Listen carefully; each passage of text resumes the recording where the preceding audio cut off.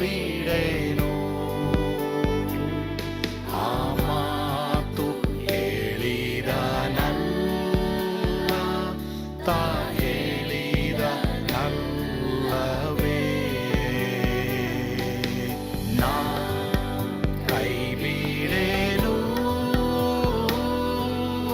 ನಾ ಕೈ ಬಿಡೆನು.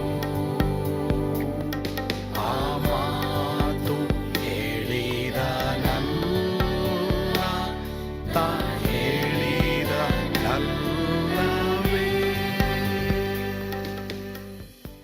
ಯೇಸು ಕೈ ಬಿಡನು ದೈನಂದಿನ ಸತ್ಯವೇದ ಅಧ್ಯಯನಕ್ಕೆ ನಿಮ್ಮೆಲ್ಲರನ್ನು ಆಹ್ವಾನಿಸುತ್ತೇನೆ.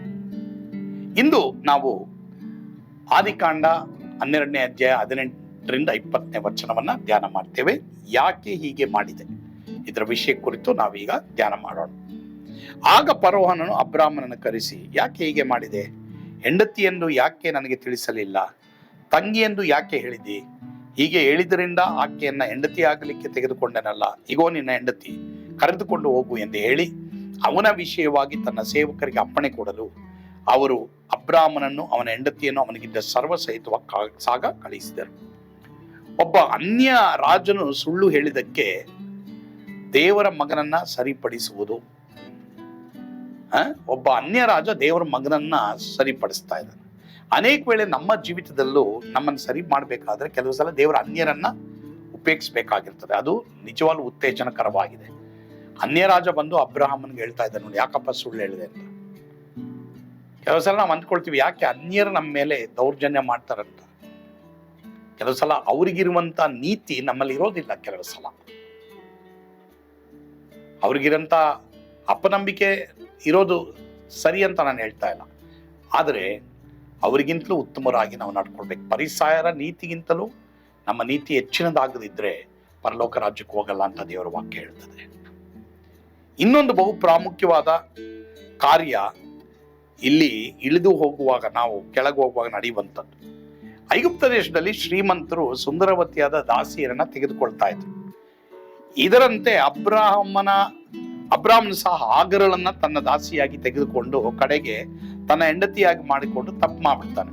ಇದರಿಂದ 4000 ವರ್ಷಗಳಿಂದಲೂ ಇಸ್ರಾಯೇಲರು ಮತ್ತು ಅಲ್ಲಿ ಈಸಾಕನ ಸಂತತಿಯವರಿಗೆ ಜಗಳ ಆಗ್ತಾ ಇರೋದನ್ನೇ ನಾವು ಈ ದಿನ ನೋಡ್ತಾ ಇದ್ದೇವೆ. ನಾವು ಮಾಡುವಂತ ಒಂದು ತಪ್ಪಿನಿಂದ ಎಷ್ಟು ಅನಾಹುತಗಳಾಗ್ತದೆ ನೋಡ್ಕೊಳ್ರಿ. ಇದರಿಂದ ನಾವು ದೊಡ್ಡ ಪಾಠವನ್ನ ಕಲೀಲೇಬೇಕು ಪ್ರಿಯರೇ.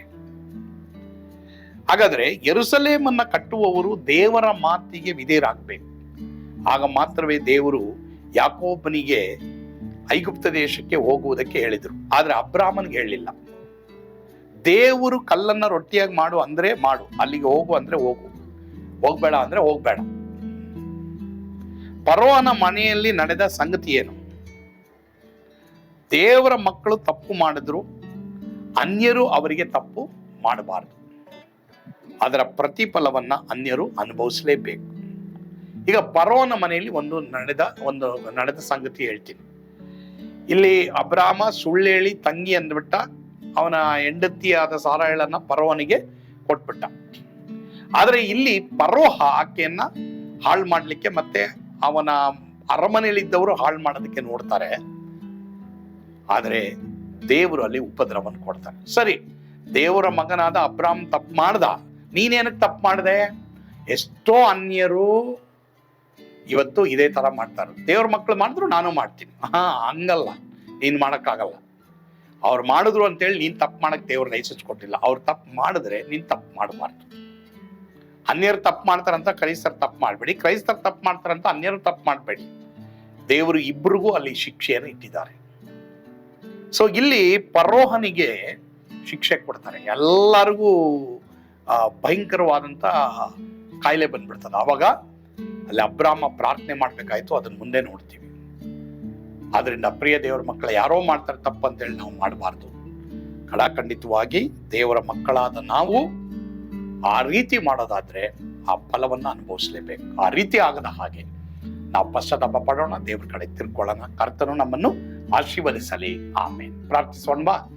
ನಮ್ಮನ್ನು ಬಾಳವಾಗಿ ಪ್ರೀತಿ ಮಾಡಿದಂತ ನಮ್ಮ ಸ್ವರ್ಗೀಯ ತಂದೆಯಾದ ದೇವರೇ, ಹೌದಪ್ಪ, ಈ ಸಂದರ್ಭದಲ್ಲಿ ಅನೇಕ ವೇಳೆ ಅನ್ಯರು ನಮ್ಮ ಪಾಠ ಕಲಿಸಬೇಕಂತ ಸಂದರ್ಭ ಬಂದಿದೆ. ಆ ರೀತಿ ನಾವು ನಡೆಯದ ಹಾಗೆ ದೇವ ಮಕ್ಕಳಾದ ನಾವು ದೇವರು ಹೇಳಿದ ಹಾಗೆ ನಡೆಯುವಾಗೆ ಕೃಪೆ ಕೊಡು ದೇವರೇ. ಅನ್ಯರು ಅಷ್ಟೇ, ದೇವ್ರ ಮಕ್ಕಳಿಗೆ ತಪ್ಪು ಮಾಡಿದರೆ ನಾನು ಮಾಡ್ತೀನಿ ಎಂಬುದಾಗಿ ಹೇಳಿ ಆ ಥರ ನಿನಗೆ ಅವಿಧೇಯರಾಗಿ ನಡೆಯೋದುಂಟು, ಅವ್ರನ್ನ ಕ್ಷಮಿಸು. ಆ ಥರ ಮಾಡದಾಗೆ ಎಲ್ರಿಗೂ ಕೃಪೆ ಕೊಡು. ಸ್ತುತಿ, ಘನ, ಮಾನ, ಮಹಿಮೆ ನೀವು ಒಬ್ಬರೇ ಹೊಂದಿಕೊಡ್ರಿ ಸ್ವಾಮಿ. ಯೇಸುವಿನ ಹೆಸರಿನಲ್ಲಿ ಪ್ರಾರ್ಥಿಸ್ತೇವೆ ದೇವರೇ, ಆಮೆನ್. ಕರ್ತನು ತಾನೇ ನಿಮ್ಮೆಲ್ಲರನ್ನ ಆಶೀರ್ವಾದ ಮಾಡಲಿ. ಸ್ವರ್ಗದ ಆನಂದ ನಿಮ್ಮೆಲ್ಲರನ್ನು ತುಂಬಿ ತುಳುಕಲಿ. ಆಮೆನ್.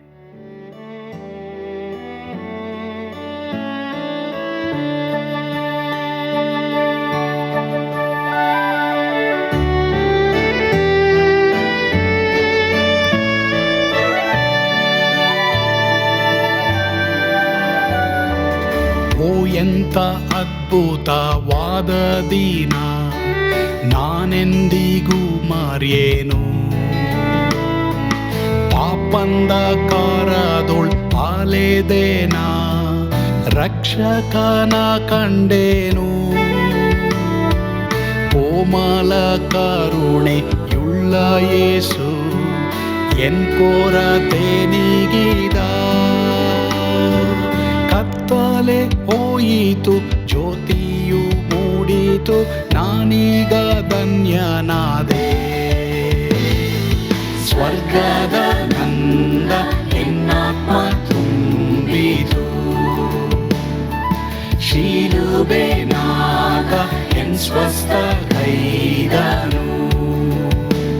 ಎನ್ ಪಾಪ ತೋಳೆದ, ಈರುಳ ದಿನಕ್ಕೆ ತಿರುಗಿದ. ಸ್ವರ್ಗದ ನಂದ ಎನ್ನಾತ್ಮ ತುಂಬಿತು.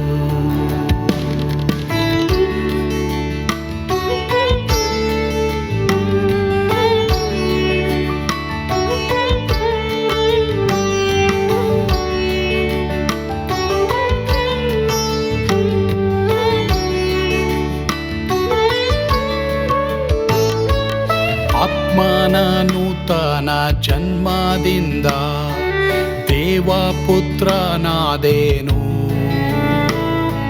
ನೀತಿ ನಿರ್ಣಯವ ಹೊಂದಿದೇನು, ಭಾಗ್ಯವಂತನಾದೇನು. ಪಾಪಾತ್ಮನಾಗಿ ನಾ ಬಂದಾಗಲೇ ಆಶೀರ್ವಾದ ಸಿಕ್ಕಿತು. ಕೃಪೆಯ ಮೂಲವೇ ರಕ್ಷಣೆ ಹೊಂದಿದೆ, ಸುನಾಮ ಕೊಂಡಾಡುವೆ. ಸ್ವರ್ಗದ ನಂದ ಎನ್ನಾತ್ಮ ತುಂಬಿತು, ಶಿಲುಬೆನಾಗ ಎನ್ ಸ್ವಸ್ಥ ಕೈದನು. ಎನ್ ಪಾಪ ತೋಳೆದ, ಈರುಳ ದಿನಕ್ಕೆ ತಿರುಗಿದ. ಸ್ವರ್ಗದ ನಂದ ಎನ್ನಾತ್ಮ ತುಂಬಿತು.